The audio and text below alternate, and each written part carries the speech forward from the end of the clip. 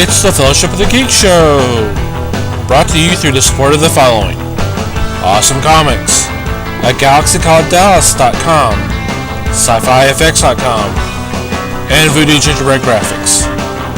Music courtesy of FreePlayMusic.com. You can contact the Fellowship at email@thefellowshipofthegeeks.net. And now, on with the show!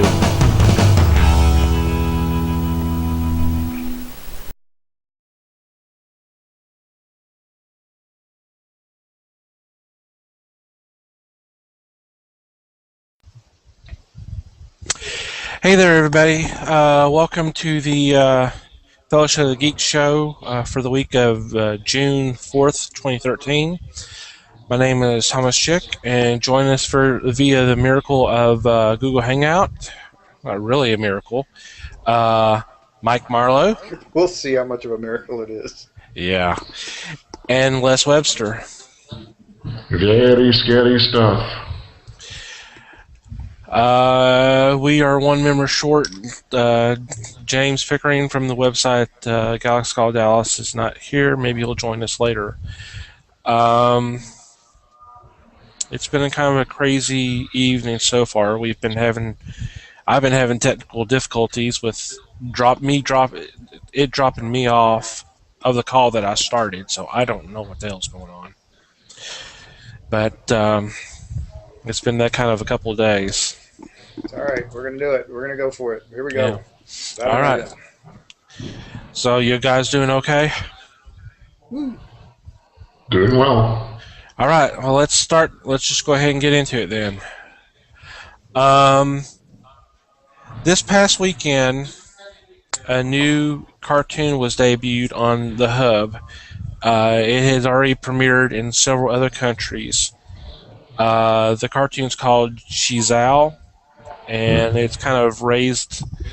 There's been a little controversy regarding this because the whole premise is a boy finds this magical ring that when he wears it, and it's permanent, it's on his ring, it's on his hand permanently, and he says the magic words "You go, girl," he turns into a female superhero.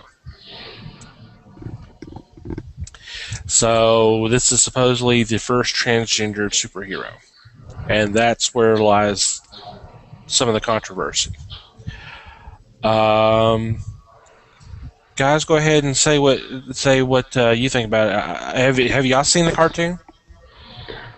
I have seen trailers for it. I've not seen the cartoon. I don't understand why there's a big to-do about this.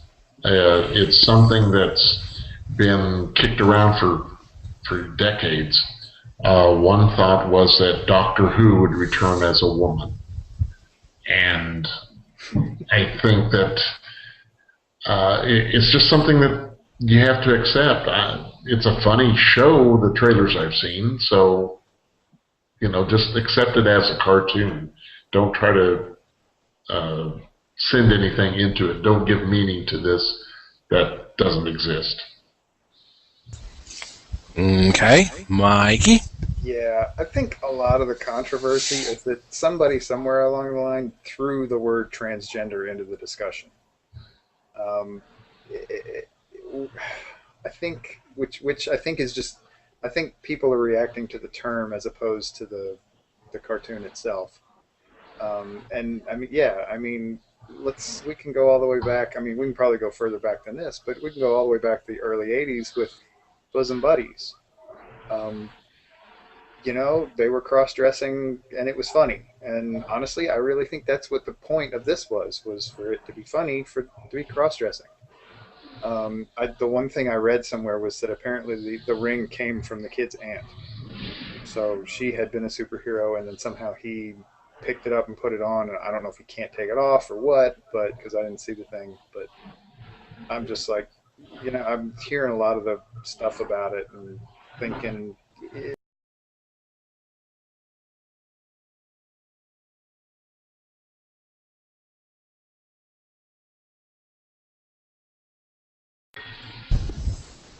but we're back on the air. That's cool.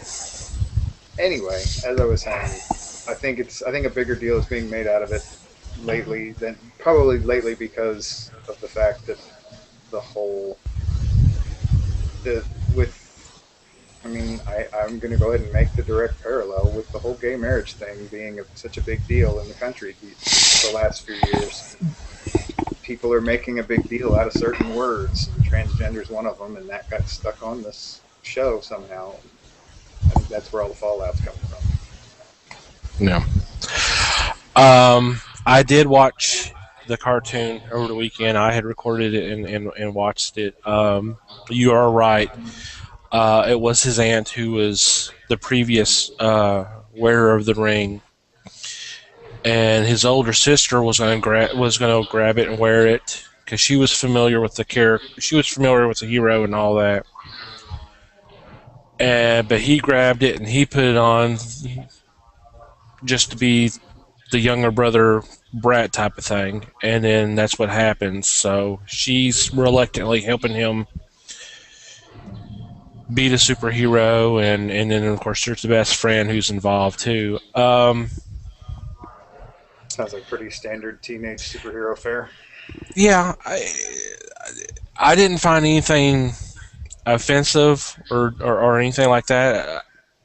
I kind of thought it was a stupid cartoon, but a lot of the what comes out today, I kind of have problems. But then again, it wasn't really geared toward me, so. Yeah, Uh, you're in the wrong demographic. yeah, well, there's some of them there's some of them that are designed to where you can hit the younger generation and then the older the adults, the parents too. Um, well, I saw some of the feedback, the flack regarding this, and some people would even bring up the fact that Bugs Bunny did cross dressing to get out of certain situations. Absolutely. That was funny, yet this is not funny. This is sending the wrong messages to your kids or something. I don't understand. I think the comedy they're looking for is the fact that he has to contend with being a female superhero. And yes, he's got his sister and his buddy to help him, but that's what the topsy-turvy part of it, and it's not saying that look to the skies and we're going to see this all over the place. People going transgender to be heroes, superheroes in this case, Yeah, and it's foolish. yeah. But the hub should be happy about this because I mean, any controversy is going to get people to watch the show to find out what the whole uh, things, what the show's about. So it's getting people to watch the show that they probably wouldn't have watched before. I There you wouldn't go. have. So they got to be happy about that. Um, Yeah, it's getting buzz on the internet. I mean, it's no such thing as bad press. yeah. But yeah, I on purposely recorded it so I could sit down and watch it. And it was 2 episodes. It was 2 stories. The first story was the origin, and the second one was there was a SheZow convention, so he had to show up there. And his sister is the president of the fan club. But the former president of the fan club has gained ice powers and was going to infiltrate and get revenge. But you'll love this. Guess what his code name was? No clues. Cold Finger.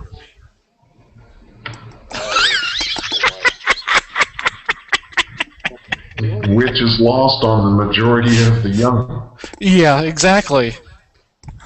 Now that I loved. I was like, well, how come someone had used that name before? Given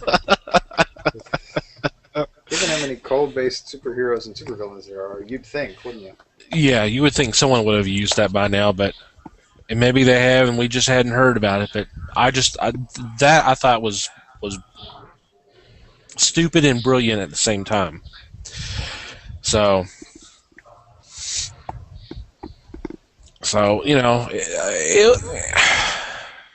it was an okay cartoon, but like I said, there was really nothing there to. Nothing subversive or No, dangerous. oh God, no, of course not. Right. I think But that's I did also think about the Boosum Buddies example too, because didn't they try to do that a couple of years ago, like some kind of remake or some kind of rip off? Well, some yeah. kind of rip off, It was a and of, ripoff, and it and didn't the thing died real quick. Uh, died a quick and brutal death. yeah. So, but enough about that. There's nothing wrong with that show. So if you want to watch it, then go ahead and If that's your thing, go for it. yeah. And If you're since so, against it, don't watch it. that's right.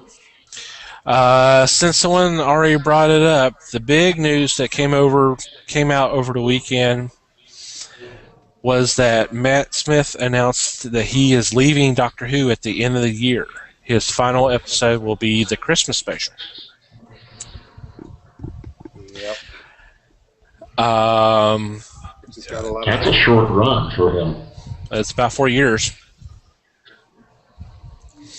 Well, compared to Tenet, Tenet was, what, 5 or better? I don't even know. I don't It may know. have been more than that. It may have been more than 5. Thoughts? I'm kind of not surprised he's ready to get on with his career. Mm-hmm. I hope he does. I hope he manages to find one after Doctor Who, because it's a very powerful fan base. Yeah. It can be easy to get pigeonholed. I mean, it would be like being on Star Trek.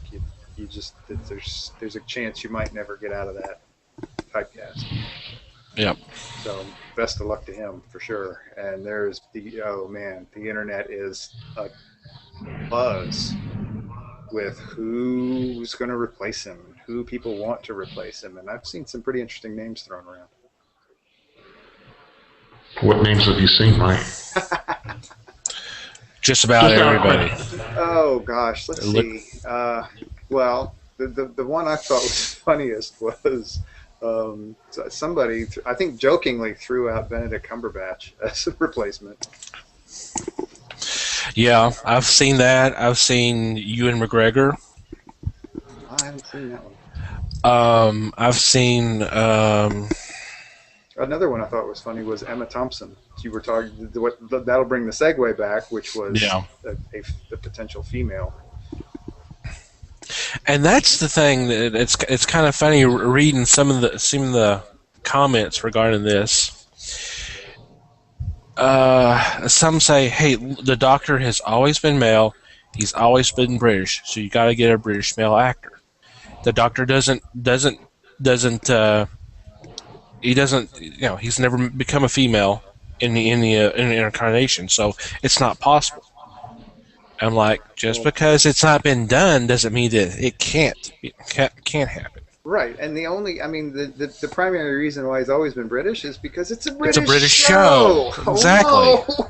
Exactly. It's been a British show for 40 years. I mean, come on, yes. They've all been British. That's because the people who do it work in England. Mm-hmm. It's where the British people come from, for some reason. I don't know why that is. The strangest thing. Oh, and I also saw a vote for Patrick Stewart recently. Oh, that would be funny. Oh man.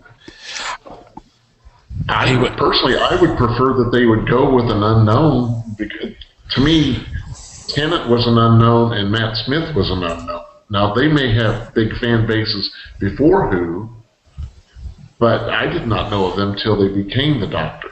Well, weren't they all relatively unknown? They were definitely unknown here in America. I was thinking Eccleston had a career before. He wasn't totally unknown. No, he mainly played baddies in movies. Yeah. So that's where I knew of Eccleston. That's one. Well, Tom Baker had a career, had been done different stuff before he took on the role. Sylvester McCoy too, but I mean, you're going to get that when you're pulling somewhat older actors to do this kind of thing. Yeah, that's just going to be the way it is. I mean, I think the question is going to be more: do we have a young Doctor or an old Doctor? I think it would be interesting to go back to an old Doctor. I thought about that too. I was wondering if they were going to go younger or they want to go older again. It will be interesting to see. And they would have to go with someone relatively unknown, so they can lock them up for a few years. If it's a bigger name, it's going to be hard to lock them up or her for 2 or 3 years without shelling out some money. Right. And Yes. we're still talking about BBC here. I mean, Right. they're not going to shell out a whole lot of money for this. Right. For a show that they've taken off the air once before. Right. And, of course, had to put it back on based on fan demand. But, I agree. yeah. I don't know. It's going to be fun to see how long they let the internet sweat and just kind of hang out and let them speculate. Well, supposedly the Christmas special is going to be filmed next month. So I figure by the end of next month we're going to start hearing something. But if they play it right, they'll lock somebody up and then keep it secret for a while just to ride the stuff and maybe get something in the can with them before they actually make an announcement. Well, one would hope, but that would be cool. Whether it happens that way or not, but it would be cool. it would be great, but it's going to be really hard because there's going to be a lot of people that are going to be fishing around trying to find out that information. Oh yeah, all over it. So. Yeah, the press is going to have a field day with this one. Oh yeah. So do you have a problem if they decide to go something other than a white male? No, and I don't. And in fact, that just jerked into my head another name that I heard thrown around, Idris Elba. I've heard that a lot too. I was about to mention his name. Yeah. He's got a pretty big fan base himself. Yeah. There would be a lot of people really happy about that. And for those who may be familiar with the name or may not, one of the most recent films that I remember he was Heimdall in Thor. But I know... Wasn't he... Am I mistaken, or wasn't he in Prometheus as well? I think he was in Prometheus as well. So he's been in some stuff lately. So he's been in some big movies. So he's got a little bit of a following. Les, do you have a problem if they decide to go something other than a white male? No, I really don't. I think that maybe to get a jump that they need to do this. It may be only accepted for one season or something, but Paul McGann lasted one movie, and they consider that part of the group. So I don't have a problem if they decide to change the color or the gender. Makes no difference to me. Well, I was thinking about it as a story point, and I don't know how much.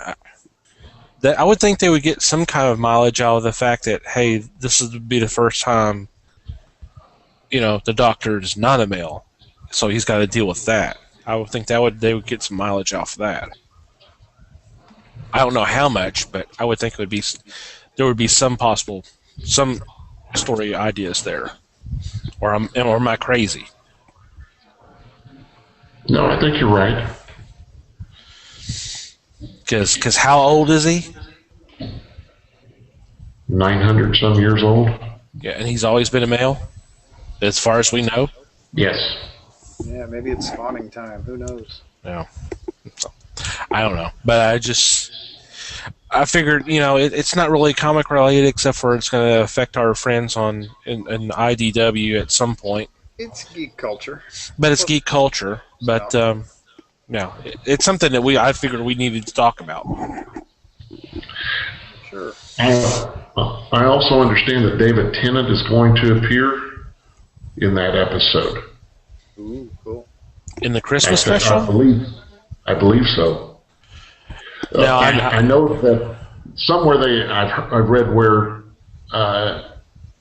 Tennant and Smith will appear together. It may be for a 50th anniversary. It's the 50th. It's the 50th anniversary thing they're doing. Okay. But I don't know about him being in the Christmas special. That may be where you've read it. But I was pretty sure of that. So.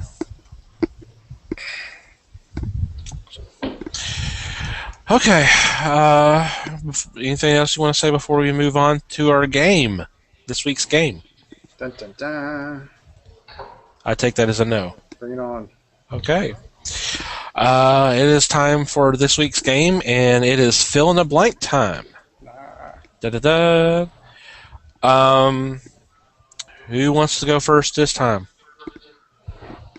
I'll go first. Okay. Mike, your sentence is, it's blank that theater owners want shorter trailers. Last week, an item popped up talking about theater owners were wishing the trailers were a little bit shorter. On average, they are 2.5 minutes. But in some cases, most recently, the Man of Steel trailer actually lasted 3 minutes. And they are hoping that they're wishing that the trailers would be just a little bit shorter, maybe 2 minutes. So, Mikey? So, it's blank that theater owners want shorter trailers. Mm-hmm. My answer is gonna be understandable. I mean, honestly, those guys are in it to make some money. That's why they own a theater. And if you're showing 6 to 8 trailers at the beginning of every movie, you're talking about a 2-hour movie. You're adding half an hour worth of trailers and commercials at the beginning. You squeeze. I mean, it's 10 minutes that you're gaining, but I mean that's money right there in their pockets, and I can understand them wanting to have a little better control over the time that they're using their theaters, their equipment. Yeah. I mean, if you pull 10 minutes off of every show in the course of the day, you can squeeze in an extra show, and that's a whole bunch of money right there. So I think it makes perfect sense from their perspective. Okay. Les? I agree with Mike, but there is one thing that I've noticed. It depends on the theater you go to.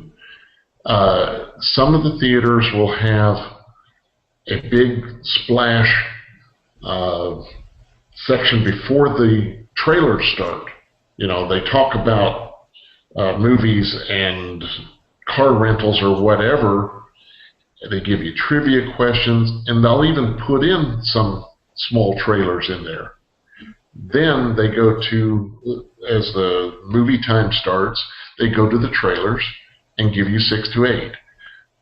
Granted, that some of them are of that nature. Some of the trailers are of the nature that they give away the whole movie. All the funny parts are in the trailer. All the interesting parts are in the trailer. Because I saw, after seeing the latest Will Smith movie, After Earth. After Earth, thank you. I saw the trailer on TV, and they showed a couple scenes that were not in the movie. So, you know, that spoils it a little bit. But the length of the trailer should be 2:15 to 2:30 as far as the length goes. Otherwise, I get bored. I just want to shut down and say, you're telling me too much, I don't want it. I'm not surprised that they want the shorter trailers. I don't think that the production companies are going to pay that much attention to it, though. Yeah, I can't imagine they will. Yeah. I kind of agree to a certain point what y'all are saying. What I'm afraid of is if they do go this route, that they won't compress the time to where they put in an extra showing. They'll take that, like you say, for example, eight trailers. So we're talking about 4 minutes, or 4 minutes, they can put in a couple commercials for a soda pop or auto dealer or something like that. That's the thing I kind of hate now about theaters is, I'm going to escape. So, when I get in there with my drink and popcorn, I'm ready to see the trailers and then see the movie. The last thing I want to see is commercials that I would see at home. I understand why it's being done. Doesn't mean I have to like it. That's a dumb question. Okay. Don't theaters get paid for the trailers they show? I have no idea. I find it hard to believe they'd show them if they didn't. Well, I mean, they're showing trailers of movies that they'll eventually have there. I mean, they won't show a trailer that they won't of a movie that they won't have down the road. Hard to believe that that's not part of the marketing budget for the movie itself. I don't know. Maybe I believe it is. When they buy the movie, they also buy the trailers. So I suspect that, it would be interesting to see if they're getting more from Coke than they are from that trailer. Yeah, I don't know. For example. Yeah. Yeah, I understand what you're saying. So, the next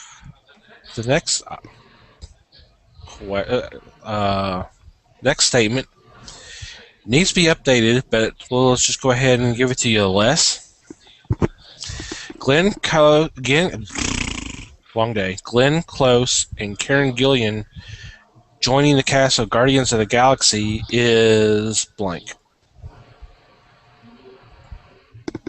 I think it's a good move because you have an actress that is an Academy Award winner and can hold her own on stage. I mean, look what she did in Hook.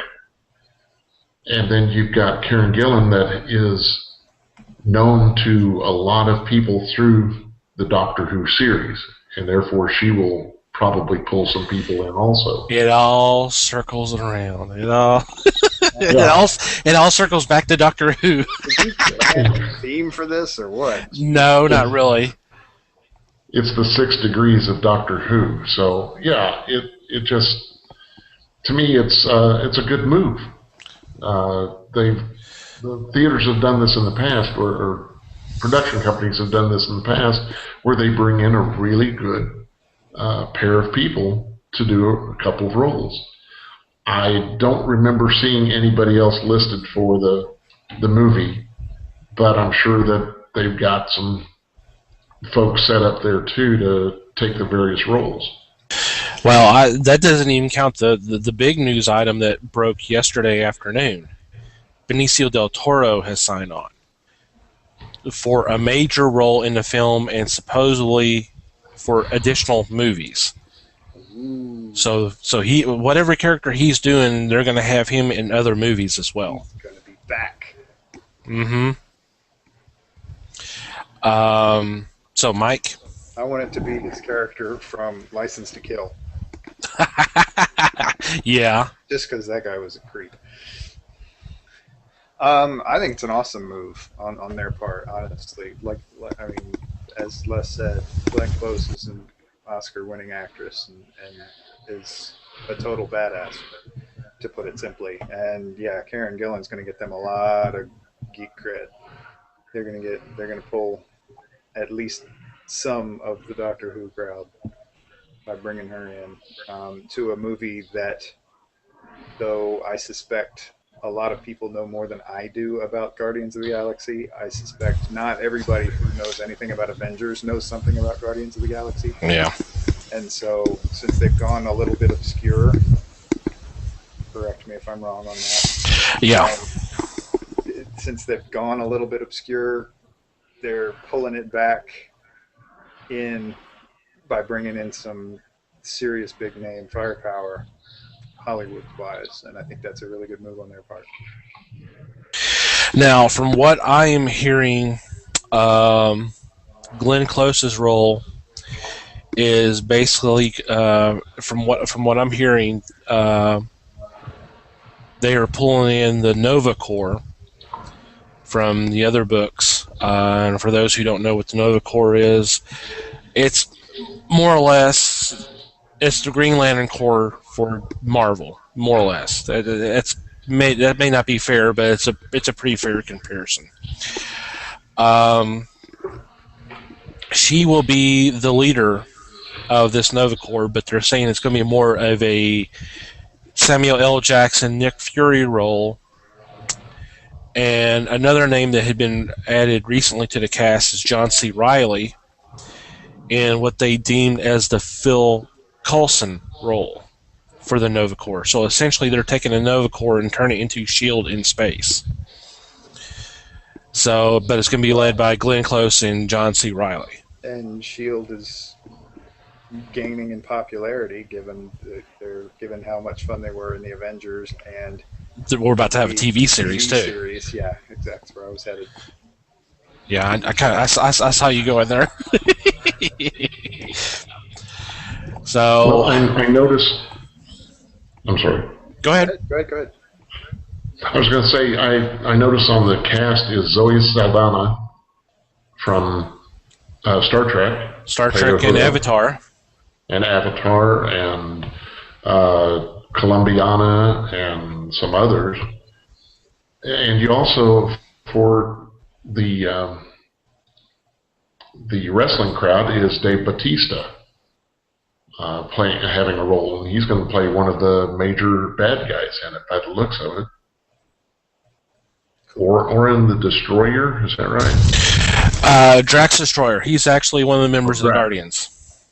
Okay. Oh, he's okay. He's going to have a major role. Yeah. I remember Drax. I've seen Drax. He's big and buff. Mm-hmm. Green and bald. Okay. Yeah. So it's a pretty impressive cast, and they keep on bringing in people. So the other thing they're doing well is they're leaking a little bit of information at a time, sort of teasing things and gaining interest, and making this. They're being smart about this, I think. Yep, they are. Well, they've got to. Go ahead. This one's doing 15. Yeah, something like that. Yeah, they got a couple of years to wait. They got to, because, like you said, this is not one of the A-list properties for Marvel that they could have done. So this is already kind of a risky adventure. So they've got to do whatever they can to generate interest and do things right. Otherwise, this is going to blow up in their face. Right. See Green Lantern. Right. Yeah, they don't. They're trying. This movie is going to be to try not to destroy their chances with Avengers 3. Yeah. Ultimately. So. Because Avengers 2 is going to be in production already, if it's not already out. Yeah. It's actually been moved. I think Guardians and Avengers will be out the same year. Okay. Because Avengers been moved to like the end of 2015, last I saw. And Guardians is supposed to be somewhere during the summer. Their May show? Their free comic book day show? That would be a really good move on their part if they could pull that off. Well, I think that's what they want to shoot for. Well, Marvel always does that. Outside of 1 year, they've always had a Marvel movie come out the weekend of Free Comic Book Day. And I don't remember what year that was, but it's been usually the Spider-Mans or Iron Mans or the X-Men. Last year was Avengers. This year, it was Iron Man 3. So I'm pretty pleased with what I've seen so far with this. I really hope it's going to be a good story. But they're trying to tie everything in together, so I'm sure everybody's on the same page. So right, they want as much familiarity going through this as they can get, and so far I think they're doing a pretty good job of it. I think so too. That's it for fill in the blank for this time. Anything y'all want to anything that we might have missed that you want to go over? I know I have one thing that kind of broke yesterday, but Did anything? we Go ahead. did we pass Did we pass what? the We test? we passed goal and collected $200. So Oh, okay. Oh, he'll tell us if we bombed.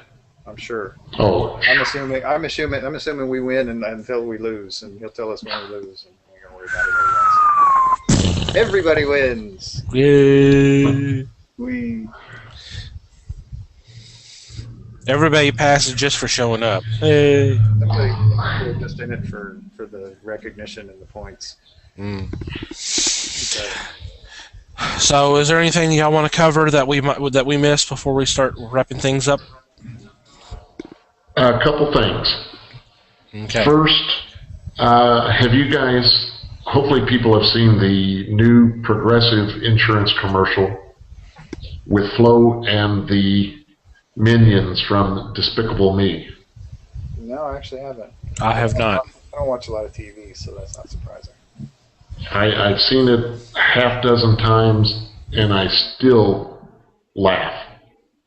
I think that it is effective in what they're doing. The other thing was I see where Sci-Fi Channel is going to be showing Primeval New World, the Primeval series from the BBC, but this one was done in Canada. And it looks like Sci-Fi Channel's got the rights to it now, so they'll be showing that. And that kind of makes me happy. Okay, Mikey. Yeah, I'm gonna bounce back to one of Les's. I have to say I'm not surprised about Despicable Me 2, but I'm not sure I see the point either. I mean, the first one, I don't know. It was okay, but I don't know. It seemed wrapped up, and I kind of just I don't know. It seems like they're milking it, and it's gonna have to be a really good script to be interesting. But anyway, just my 2 cents. Mm-hmm. The other one, the only other thing I have is, and this is sort of a personal-ish note. You guys had told me I needed to watch The Cabin in the Woods. Yes. I watched The Cabin in the Woods, and I have one very simple reaction. Okay. I want a sequel. How can you have a sequel? I know. That was the first thing I said too. I was like, I want to see more. damn. I was like, damn. How can we follow this up? Oh, we can't. Yes, we can, and it would be so awesome. It would be so much fun to follow that up. Oh my god, that was so cool. So you love the movie? Oh, the movie was hilarious. It was greatness. I told you. You Didn't I? I did, and what did I do? I went out. I got that sucker from Netflix, and I watched it as fast as I could. That was awesome. Oh, it's a great film. I so want a sequel. That would be so cool. Well, if anybody can figure out how to do it, would be Joss. Oh, absolutely. Unfortunately, he's a little busy right now. It's going to be a couple of years, but that's okay. They pretty much killed everybody off anyway, so it's, yeah. Spoiler alert. Spoiler alert. From a movie that came out a year ago. Or more. Something like that. That was so cool. Yeah, I figured you would love it. I figured you would love it. That was fun. Anyway, that's all I got. Cool. Well, I'm glad you saw it. I'm glad you enjoyed it. I really did, because I figured you'd love the humor, and it's such a smartly written script too. Oh yeah, I mean, there's the concepts behind it there's just some really fun stuff there. And you know, and the things that people always complain about horror movies, especially slasher movies, they explain. Oh, that's why this stuff happens. It's like, oh, this is smart. Right? They're generating it. They're doing it on purpose. They have and they explain it. It's just fun. It's such a great movie. I love it. Well, the big thing that broke out yesterday, DC officially announced that September will be their Villains Month, where all the main books will be taken over by villains. I had posted the news item yesterday, and I made a comment about seeing some of the covers having point ones to them. Well, we found out today why, because there's going to be point twos and point threes and point fours. There's going to be like 4 Batmans come out in September. There's going to be a Batman 23.1, point 2, point 3, point 4 with different villains. So there's. I was going to say, are they going to do like a 4-story or 4-book arc, or are they going to do? No, it's 4 different villains. Cool. So there's going to be a ton of DC books coming out in September, with 3D motion covers, and of course you'll be paying for that too. But the covers look pretty cool. And there's also a Forever Evil miniseries that's they'll start up that month too. That they're touting as their first major crossover in the New 52. It might be interesting. We'll just see. We'll see how it goes. But they say they try to do something every September since that's the anniversary of the starting up of their new brand. Because last year it was the Zero issues, and so this time it's the villains. Decimals, yay! It's all math related, isn't it? DC is conspiring to teach kids math. Those bastards. Well, Marvel's been doing it for a while anyway, so they were doing the point ones before. Marvel does it wrong though, because they keep they start their stuff over and then they jump back when they get to a certain number. I'm like, how in the world do you go from 17 to 700? Anyway. Because they can. Right. Well, it doesn't help the math thing. What math? I don't know. Okay. Anything else before we wrap it up this week? I'm good. Nothing. I'm good too. Okay. Well, James, we missed you. Hopefully you'll be back with us for our next show. Hope everything's all right. Do you think he watches these when he misses? No. Yes. Yeah, he does.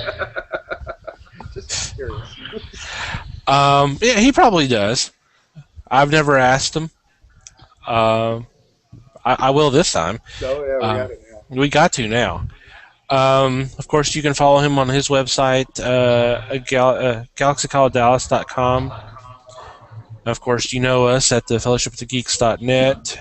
We're on Facebook, the Fellowship of the Geeks, and then we're on Twitter at Fellowship Geeks. Mikey, give out yours. I am at Mikey Geek. So that is about it for this week. Any feedback or suggestions or something, please let us know. Contact us at email. It's all going round and round and round again. Email at thefellowshipofthegeeks.net.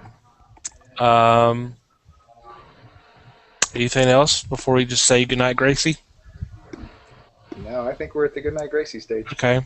Say goodnight, Gracie. Good night, Gracie. Good night, Gracie. Take it easy, guys.